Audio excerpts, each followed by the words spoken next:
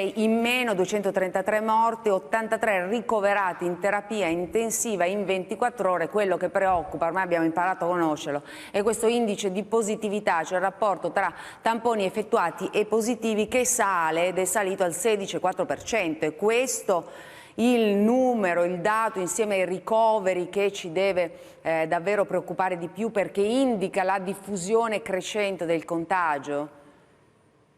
Lei ha detto bene, il numero dei positivi poi è una funzione dei tamponi fatti, quindi volendo riportare i positivi a 200.000 tamponi, come quanto era la media della settimana scorsa, siamo intorno ai 34.000 casi, se ieri si fossero fatti lo stesso numero di tamponi, quindi direi un leggerissimo rallentamento della crescita, ma siamo di fronte sempre a numeri molto importanti, con quello che preoccupa sono secondo me anche il numero di persone che vanno ogni giorno in rianimazione. Ora Certo. si dice che noi abbiamo 7.000 posti in rianimazione, ma questi 7.000 posti non sono 7.000 posti liberi, perché lei tenga presente che in genere fisiologicamente le rianimazioni sono occupate tra il 70 e l'80%, quindi di fatto poi i posti liberi in rianimazione per il Covid sarebbero circa 2.500. Di Certo, perché questi, poi non bisogna dimenticare in questa fase i pazienti, altri pazienti, cioè le terapie intensive servono per i Covid, ma servono anche per gli altri affetti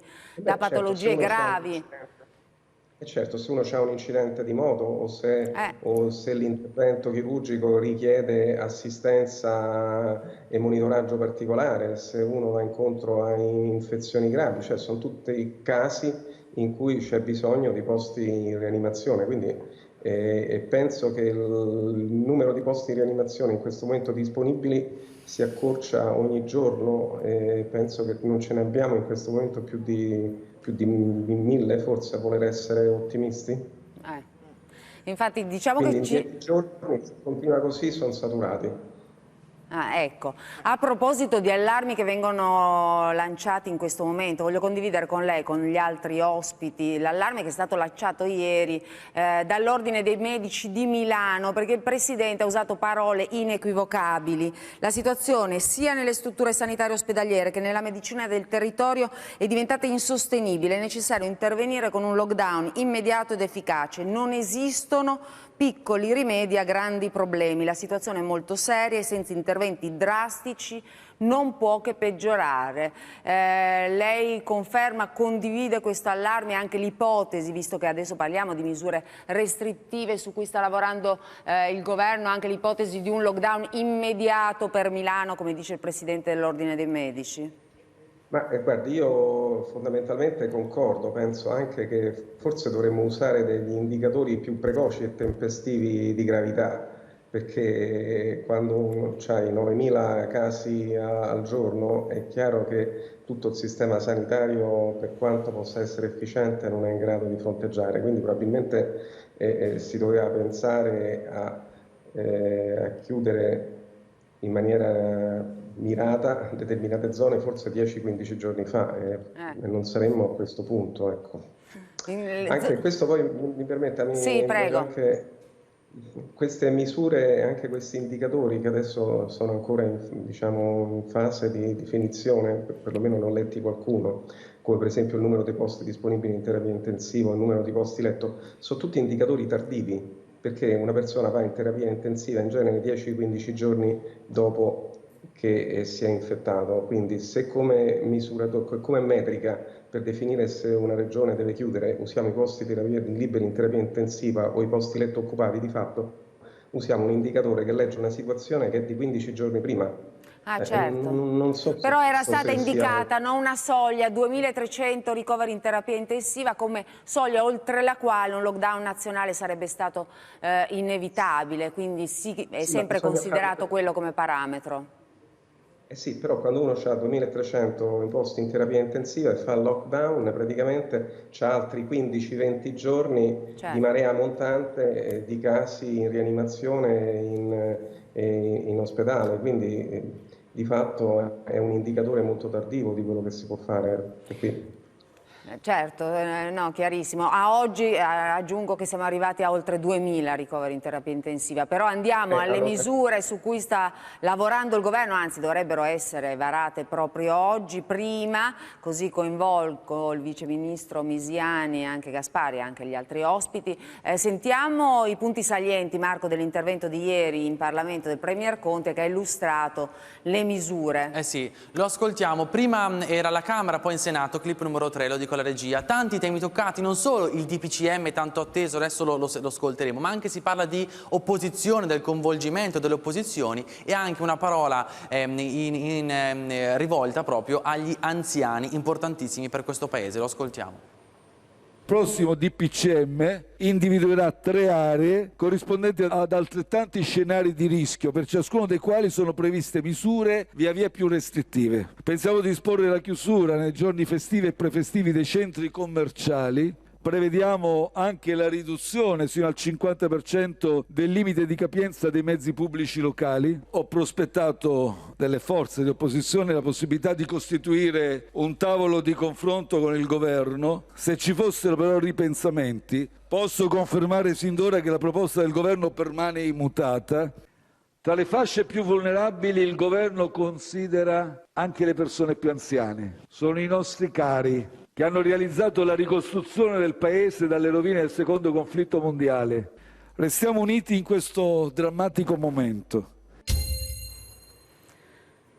Allora, restiamo uniti in questo drammatico momento. Abbiamo riassunto, per andare alle misure del nuovo DPCM nei cartelli, intanto le misure nazionali che sono state appunto anticipate nel discorso del Premier Conte. Possiamo vederle nel primo cartello, con una variabile che resta insomma ancora in dubbio sul coprifuoco serale. Si ipotizzano ore 20, 21, 22. Magari il Vice Ministro Misiani dopo ci farà chiarezza su quale su cui si sta orientando il governo, e poi ovviamente la capienza dei mezzi pubblici al 50%, didattica a distanza al 100% per scuole superiori, chiusura ristoranti domenica a pranzo, chiusura dei centri commerciali festivi e prefestivi, chiusura musei, mostre, sale, giochi e scommesse, limite alla mobilità tra regioni a rischio. C'è questa classificazione perché le misure nazionali si uniscono, come dicevo all'inizio, anche misure differenziate per regioni sulla base di 3 aree di rischio,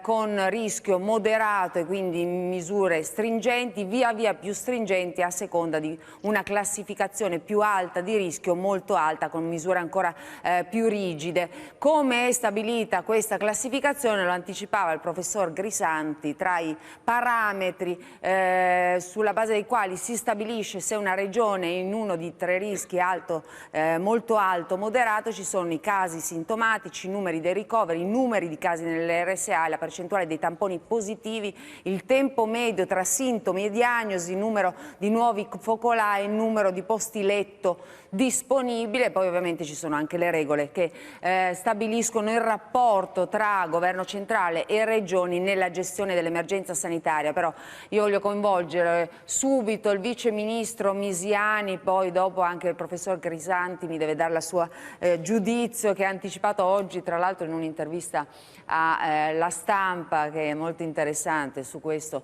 DPCM. Però vice ministro, intanto sono queste le misure su cui sta lavorando il governo? È previsto il varo del nuovo DPCM proprio oggi?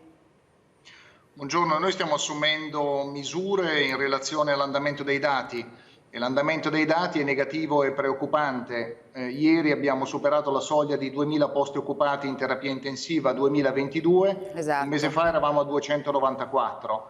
Il tasso di nuovi positivi in rapporto ai tamponi effettuati ieri era al 16,4%, un mese fa eravamo al 2,1%, quindi c'è stato un netto peggioramento nelle ultime settimane. Il 24 ottobre il governo, prima di altri paesi europei, ha deciso una serie di misure restrittive, anche impopolari ma necessarie, tenendo conto del peggioramento della situazione che si è verificato nelle ultime settimane. Dobbiamo evitare che i numeri peggiorino ulteriormente, ed è per questo che il Presidente del Consiglio ieri si è rivolto prima alla Camera e poi al Senato annunciando ulteriori misure che derivano dall'ultimo rapporto di monitoraggio del CTS e da situazioni preoccupanti nel complesso del Paese, particolarmente preoccupanti in alcuni territori. Noi in questi mesi abbiamo costruito un sistema di monitoraggio sofisticato che non avevamo a disposizione all'inizio della pandemia. Questo sistema di monitoraggio ci dice che in alcuni territori la situazione è particolarmente preoccupante e quindi insieme ad alcune misure di carattere nazionale, che sono quelle che voi ricordavate, assumeremo misure ulteriormente restrittive su 2 livelli che potremmo chiamare zone arancioni e si è zone detto rosse. verdi, arancioni e rosse a seconda della gravità della situazione, quindi scenari via via. Così sono rappresentate sui media, poi esatto. Leggeremo nel testo del decreto e del nuovo DPCM, ma credo che questa possa essere una rappresentazione per chiarire meglio al pubblico la situazione. Come ha spiegato bene il Presidente del Consiglio di fronte alle Camere, noi dobbiamo differenziare le misure restrittive perché non dappertutto la situazione è ugualmente grave.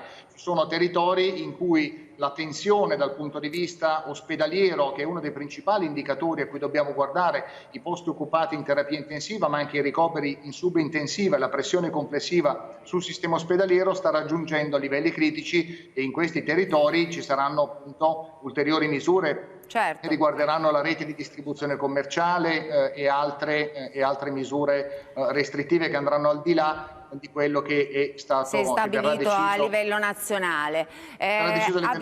Contestualmente noi stiamo lavorando ad un secondo decreto legge per sostenere e aiutare le attività economiche interessate da nuovi provvedimenti restrittivi, analogamente a quanto abbiamo fatto con il primo decreto ristoro che è stato Quindi si prepara varato. anche un nuovo decreto ristori, e questo è importante in relazione alle nuove misure restrittive. Dopo ce lo illustrerà, perché su questo abbiamo molte meno notizie. Mi dica un'ultima cosa, così coinvolgo l'onorevole Gasparri. Avete raccolto, tenuto conto delle richieste e anche delle proposte che arrivavano dalle regioni, enti locali, ma anche dall'opposizione, che ieri, segnalo, su alcuni punti della risoluzione della maggioranza si è astenuta. Mi sembra un indicatore di apertura di credito e di disponibilità di collaborazione. Magari poi Gasparri me lo smentisce, però si può interpretare così. Il confronto con le regioni e con gli enti locali è stato costante, sistematico e continuo in questi giorni. Poi è chiaro che il governo si assumerà in primo luogo le proprie responsabilità, decidendo quello che è necessario decidere. Io do un giudizio positivo del dibattito parlamentare che c'è stato ieri alla Camera e al Senato. Noi abbiamo accolto alcune proposte importanti delle forze di opposizione e credo che ci sia stato un passo in avanti rispetto alla conflittualità legittima che si era registrata nelle settimane passate, ma non opportuna in una fase molto difficile per i paesi, in cui, come il Capo dello Stato ha ricordato tutti i giorni, è necessaria la massima coesione nazionale, naturalmente nelle differenze e nell'assunzione di responsabilità piena da parte del governo, che ha il dovere di confrontarsi, di informare costantemente e anche di raccogliere le proposte dell'opposizione, ma poi deve assumersi la responsabilità delle proprie decisioni, e noi abbiamo intenzione di continuare a farlo. Certo. Conflittualità, Gasparri, diceva il vice ministro Misiani, legittima ma inopportuna in un momento così, però ieri appunto in Parlamento sono state accolte, adesso me le racconta quali sono le vostre proposte che sono state accolte dalla maggioranza per le nuove misure restrittive, e vi siete astenuti su alcuni punti appunto della risoluzione della maggioranza. Noi crediamo che i dati sull'epidemia, i dati numerici, siano quelli che guidino l'azione dei territori, delle strutture sanitarie, e quindi i limiti. Su questo c'è poco da discutere. Restiamo largamente insoddisfatti della mancata preparazione a questa vicenda. Noi abbiamo passato molti mesi a dire che ci sarebbe stata la seconda ondata, dopodiché ci troviamo con insufficienza di posti nelle terapie intensive, perché poi ci sono anche le patologie normali che sono state trascurate. Conte, tra l'altro, spero che riceva i rappresentanti della oncologia e della cardiologia che gli hanno scritto una lettera chiedendo di essere sentiti per rilevare che in quei settori sanitari così delicati ci sono sofferenze, perché ovviamente l'attenzione tutta sul Covid, e alcune patologie che richiedono cure urgenti rischiano di soffrirne. Certo. Sono stati approvati soltanto 3 o 4 punti della nostra risoluzione. Quali? Ma guardi, ma delle cose devo dire anche abbastanza banali, sulle quali era un po' difficile che il governo votasse contro. Ad esempio, dare priorità agli anziani e ai disabili nelle procedure di attenzione, di assistenza. Ecco, le dico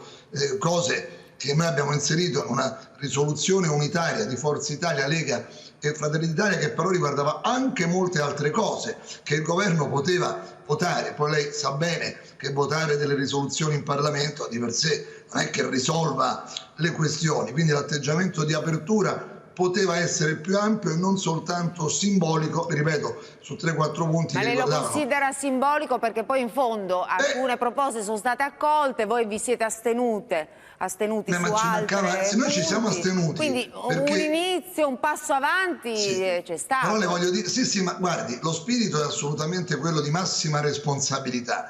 E questo lei sa che soprattutto Forza Italia l'ha sempre ostentato. Noi ad esempio, a differenza di altri, riteniamo che sia stato un errore non usare da parte del governo le risorse del MES, visto che molte delle cose di cui ci lamentiamo riguardano la sanità e quelli sono soldi senza commissariamento del Paese, ma su questo sia la maggioranza sia la minoranza sono divise, ma il governo ha delle responsabilità in più.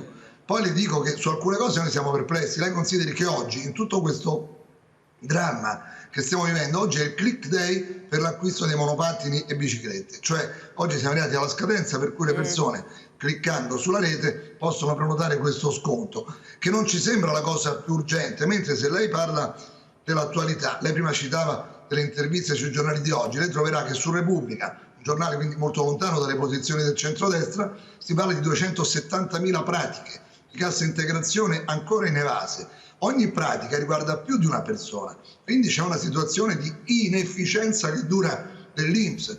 Guarderà che ad esempio si parla del piano di distribuzione dei vaccini, che ancora non c'è, il vaccino è ancora di là da venire, ma il piano di distribuzione si può preparare prima, perché sennò poi quando mai arriverà, e ci auguriamo il prima possibile, ci troveremo che non abbiamo il piano fatto. C'è un ritardo generale del governo su molte cose, per non parlare delle categorie in sofferenza a cui lei prima faceva accenno e che non vedono ancora soldi, che ne hanno visti pochi. Però diciamo adesso anche del fronte economico parliamo, ci annunciava un nuovo decreto anche ristori, attendiamo il 15 di novembre per vedere se ci saranno risultati, però io vi voglio far vedere intanto la giornata politica, perché mentre ieri il Premier Conte parlava alle Camere, il nostro Carlo Bravetti ha fatto un giro intorno ai palazzi del potere. Vi faccio vedere cosa ha scovato, guardate.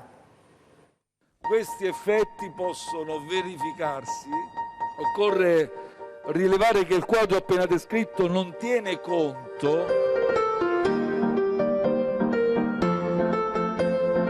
Sono le 12.52, il Premier Conte è in aula per le comunicazioni sul nuovo DPCM, uno dei primi lanci d'agenzia, invito a restare uniti in un momento drammatico. L'opposizione, se dovessimo fare una raccolta di tutte le cose che l'opposizione ha detto in questi mesi, prima aprite tutto, poi chiudete tutto, poi perché chiudete le discoteche, perché riaprite, quindi è stato, diciamo, una girandola di posizioni. In un'ora Salvini ha detto una cosa, un'ora dopo ne ha detto un'altra.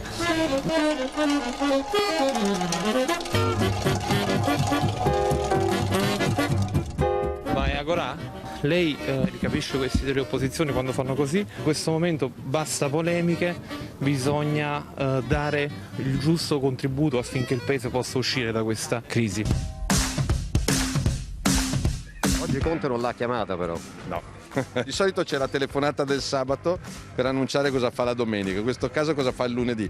Però oggi è lunedì alle 3 e ancora non sappiamo cosa deciderà stasera, quindi non penso che la collaborazione sia arrivare a lunedì pomeriggio alle 3 non sapendo cosa il Presidente del Consiglio decide alle 8.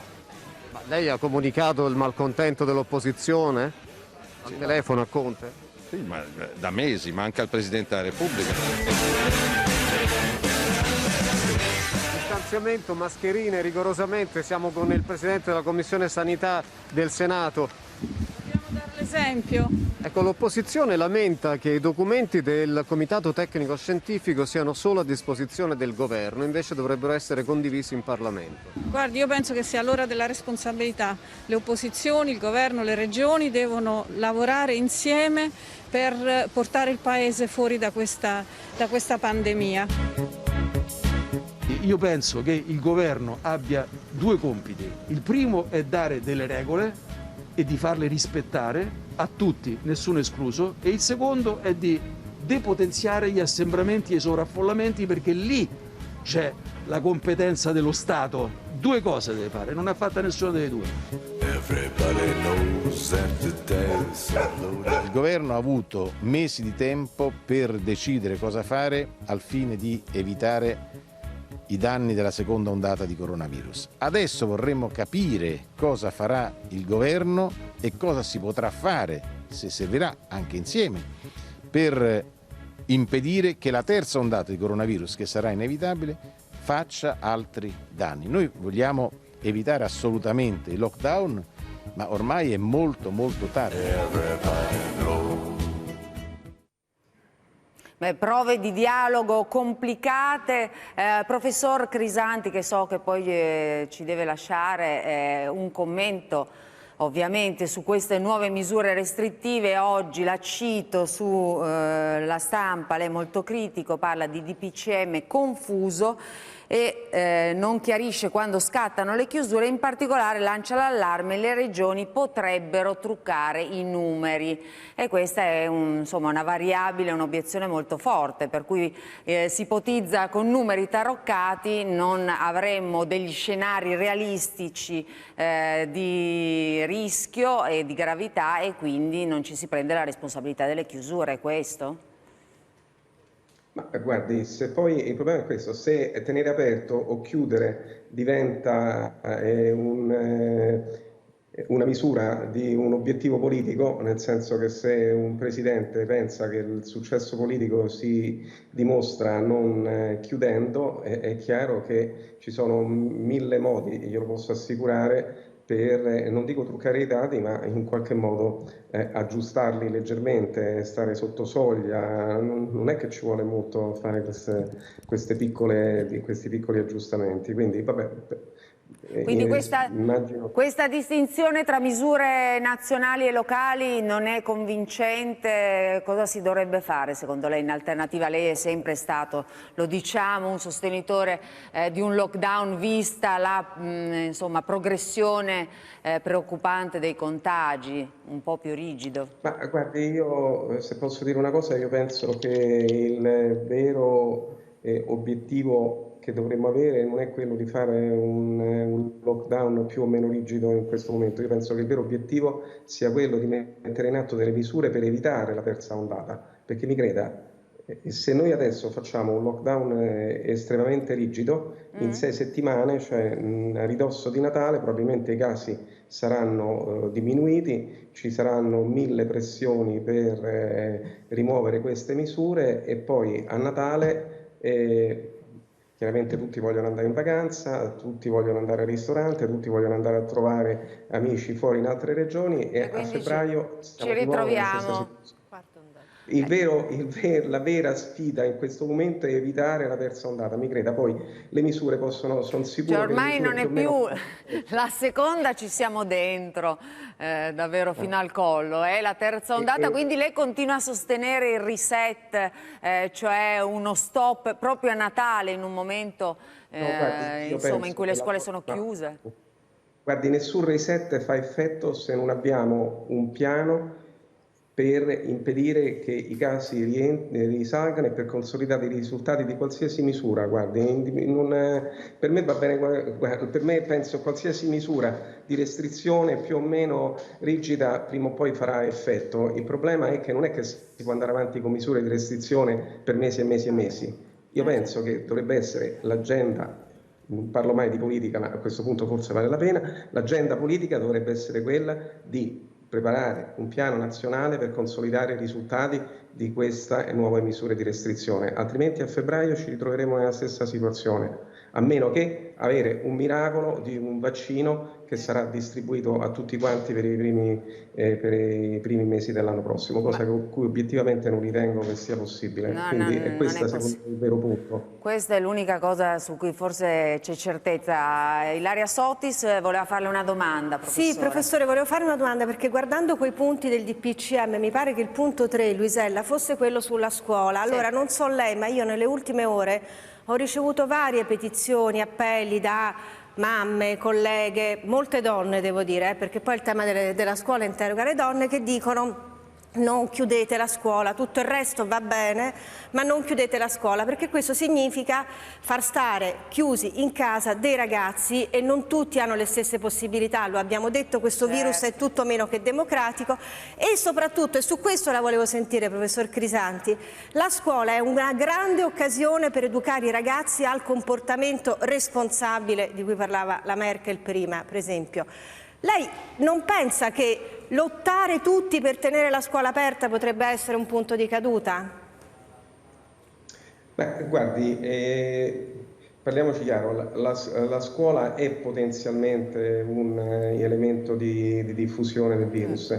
Tenere la scuola aperta, specialmente le scuole superiori, i licei, è una sfida importantissime. Io sono d'accordo con lei che tenere i ragazzi a casa con la didattica a distanza aumenta le differenze sociali e aumenta l'impatto che la famiglia e che i mezzi che hanno sull'educazione, guardi, su questo non c'è dubbio. Però è chiaro che se si apre la scuola come l'abbiamo aperta e non si educa i ragazzi a tenere la mascherina, se non si controlla ma lo si sta la cadenza degli autobus, è chiaro che ci sono tutta una serie di contraddizioni e di incoerenze che poi i ragazzi percepiscono, e poi è successo quello che abbiamo visto, cioè che quando escono fuori da scuola si assembrano, la mascherina non la usano. Sì, però diciamo che insomma adesso la didattica a distanza riguarderebbe solo le superiori, invece rimarrebbe in presenza per le altre classi a seconda di cosa decideranno le regioni, perché alcune hanno già deciso di chiuderle, e comunque si interviene anche sui trasporti. Questo è importante, perché è vero che poi ci si infetta a scuola, ma anche i trasporti è importante intervenire, no? Una domanda anch'io.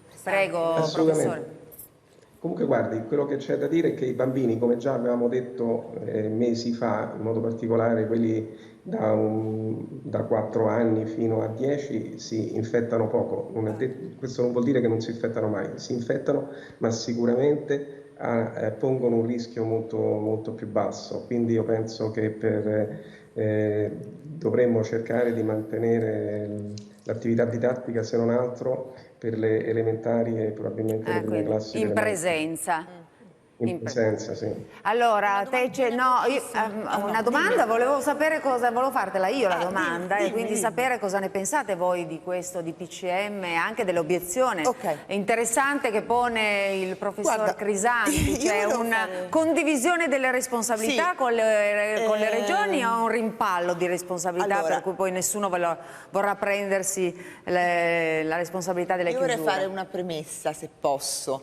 Prego. Conte non è Carlo Alberto di Savoia che ha concesso lo statuto albertino, parliamoci, qui siamo una repubblica parlamentare, e quindi ha fatto il minimo sindacale che doveva fare nel dialogare con le opposizioni. Detto questo, il rimpallo con le regioni, Luisella mi ha chiesto, ma anche qui c'è stato un referendum fortemente voluto da 2 regioni, Lombardia e Veneto, sull'autonomia. Poi si sono accodate anche le altre regioni, no? l'Emilia-Romagna, altre hanno chiesto l'autonomia. Autonomia anche questo, prendersi la responsabilità delle ma scelte. se la prenderanno, il problema non è volersela prendere, perché quando si vuole lottare per l'autonomia la regione è importante, è molto semplice. Quando poi si deve chiudere vediamo che Fontana, ma anche il sindaco Sala dice no a un lockdown a Milano nonostante gli allarmi. È molto semplice chiedere il residuo fiscale, volere autonomia sulle scelte facili, e bisogna avere il coraggio delle proprie azioni anche sulle scelte difficili. Questo volevo dire, forse no, avevi capito. Capisci? Quindi lo Stato centrale è chiaro che ha una responsabilità e una visione totale di quelli che sono i problemi dell'Italia intera, ma io mi chiedo però, e qui per questo volevo parlare col professor Crisanti, un lockdown generalizzato, professore, lei sa che la situazione in Veneto, lei a Padova, piuttosto che in Molise o in Basilicata, piuttosto che in Lombardia, sono situazioni molto diverse. La Calabria è rientrata, lei lo sa meglio di me ovviamente, nel novero delle regioni a rischio, non perché ci siano più contagi, ma perché per le carenze del personale medico. Perché è chiaro, parametri, è chiaro, per i miei parametri ovviamente. Si considerano anche altre cose, non solo l'R con T. Esatto, chiaramente le strutture calabresi purtroppo non sono quelle venete o toscane. Quindi è chiaro che un lockdown generalizzato non risolverebbe in ogni caso dei problemi. Ecco, qui Conte invece ha fatto benissimo, secondo me. Io ieri ho seguito tutta la diretta alla Camera e anche quella al Senato. Devo dire che ha fatto dei discorsi molto sensati da questo punto di vista. Cioè una differenziazione è assolutamente auspicabile in questo momento, secondo me. Guardi, io sono d'accordo, Ah no, mi sembrava di aver capito che volesse un lockdown totale. Ah, ok, meno male. Assolutamente. Ah, meno male, mi conforta questa cosa, Crisanti, mi conforta. L'ho sempre sostenuto una differenziazione. Sì, con tutte le attenzioni del caso, perché ovviamente le regioni possono truccare i dati. Su questa cosa delle regioni che truccherebbero. Come? Crisanti ha dei segnali sul fatto che le regioni io potrebbero. Ricordo già nella prima fase che potrebbero, attacco, non dare dati. Non so se lo ricorda anche lei, sui dati della Lombardia che potevano essere stati taroccati. Esatto. Quindi parla con cognizione, Crisanti. Le posso assicurare che è possibile fare delle piccole manipolazioni nei dati per rimanere sotto soglia senza sforzarsi troppo. Basta mettere un po' di persone al momento giusto, basta non ricoverare o rimandare un po' a casa persone che magari stanno borderline, non è che ci sentiamo vuole il vice ministro Misiani, perché sentivo che voleva rispondere a Crisanti. È un'obiezione insomma importante, anche grave, sulla credibilità anche di tutto il DPCM a questo punto. Che io contesto. Noi decidiamo la differenziazione territoriale sulla base di 21 indicatori, non di un singolo indicatore, e quindi vedo molto complicato e molto difficile, se non impossibile, manipolare 21 indicatori che sono la base della decisione. Poi è chiaro che ci deve essere un'assunzione di responsabilità condivisa da parte dello Stato centrale, che deciderà. E se non ricordo male, ieri il Presidente del Consiglio ha detto che la differenziazione territoriale verrà decisa con ordinanza del Ministro della Salute. Certo, ce l'abbiamo anche queste regole riassunte. È chiaro che anche le regioni devono partecipare a questo sforzo di assunzione di responsabilità, perché condivido la riflessione un po' amara, una spinta autonomista in determinate fasi, dice un federalista convinto, e invece di un ritorno di fiamma del centralismo quando c'è da prendere decisioni sulle chiusure. Così non può funzionare, lo dico chiaramente. Deve essere un'assunzione condivisa di responsabilità, e non a caso anche il Capo dello Stato in questi giorni ci ha richiamato tutti, Stato centrale ma anche le regioni. Infatti ieri c'è stato il dialogo con Bonaccini, Toti, del Capo dello Stato, certo Gasparri, però appunto il richiamo alla responsabilità ha riguardato anche le regioni, non solo maggioranza e opposizione. Prego Gasparri. Ma io voglio dire una cosa per dare poi anche un senso a questa ipotesi di confronto. Abbiamo l'aspetto della sanità, i dati, i numeri che devono guidare le azioni e le scelte. L'abbiamo detto, i parametri eccetera. Noi contestiamo alcune cose di tipo diverso sull'economia, il ritardo nelle erogazioni, il fatto che alcune categorie, alcuni settori, non sto qui a fare il dettaglio, siano stati esclusi, secondo me anche per incompetenze ed errori immateriali, i ritardi che prima rilevavo e che perdurano dell'INPS e di altre prestazioni pubbliche, il fatto che ci siano ancora alcune scadenze fiscali e contributive che non sono state annullate, perché a volte rinviarle non serve a niente, perché se uno non ha guadagnato nulla, sì, quando è che guadagnerà per poter pagare gli arretrati? Certo. Io prima, quando ho concluso l'intervento, le dicevo l'esperienza quotidiana di chi incontra categorie e persone, chi ha avuto casomai in 6 mesi 3-4 mila euro e ha spesi di più per i contributi previdenziali, perché noi dobbiamo anche ricordarci che abbiamo due Italie. Abbiamo un'Italia del lavoro autonomo, delle partite IVA, del commerciante, il tassista, il trasportatore, che insomma o lavora o non guadagna, mentre in altre condizioni comunque una pensione o uno stipendio, per quanto limitare. il blocco dei licenziamenti, Noi su insomma, questo, ci sono tutta una serie di tutele che gli autonomi precari non hanno. Su questo, ci vuole un confronto immediato già su questo decreto ristori, altrimenti si fa l'appello solo sulla parte sanitaria, che è un aspetto grave e prioritario, lo comprendo benissimo. Poi le sofferenze reali, sociali e economiche non sono state soccorse con modalità, tempestività ed attenzione adeguate. Noi su questo chiediamo anche un confronto che si può fare subito nelle commissioni che discutono i decreti senza bavaglio e fiducia. Questo speriamo che avvenga.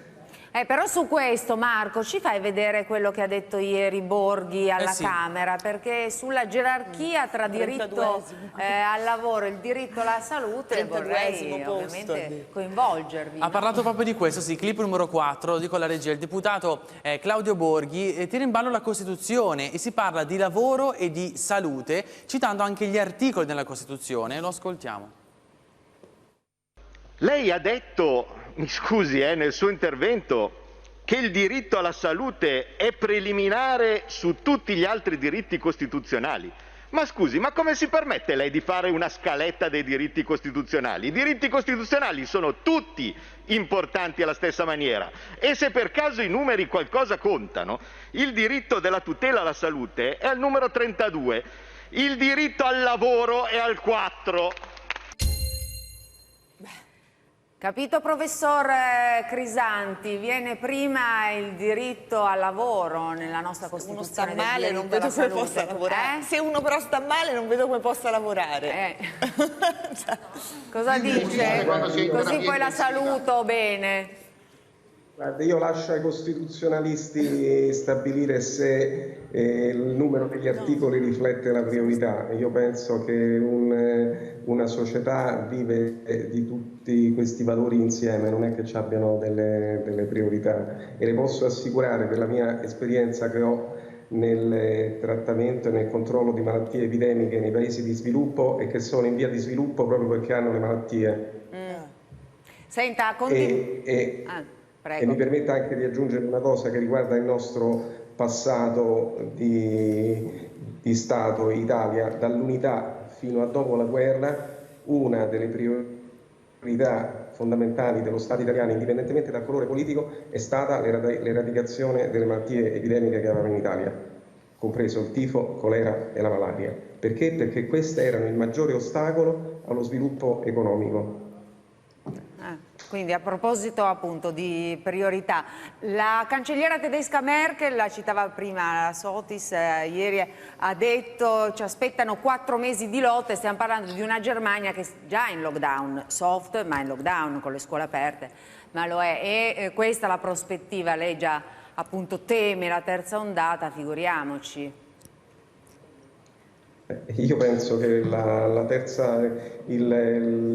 mettere in campo le misure per prevenire la terza ondata deve essere la priorità principale, indipendentemente, come ho detto prima, da misure di lockdown e di controllo che bene o male sono sicuro che funzioneranno con vari aggiustamenti, di questo guardi non ho dubbio, ma quello che sono veramente preoccupato è che se non si mette in campo una strategia andremo incontro alla terza ondata. Ma quando? E non penso che a questo punto gli italiani avranno ancora molto fiducia. Certo, già questo scollamento si registra adesso. Grazie professore, adesso noi torniamo nella realtà con Sara Mariani che è in un Covid hotel per asintomatici in quarantena. Raccontaci tutto, Sara. Eccoci, allora guarda Luisella, io sono in un Covid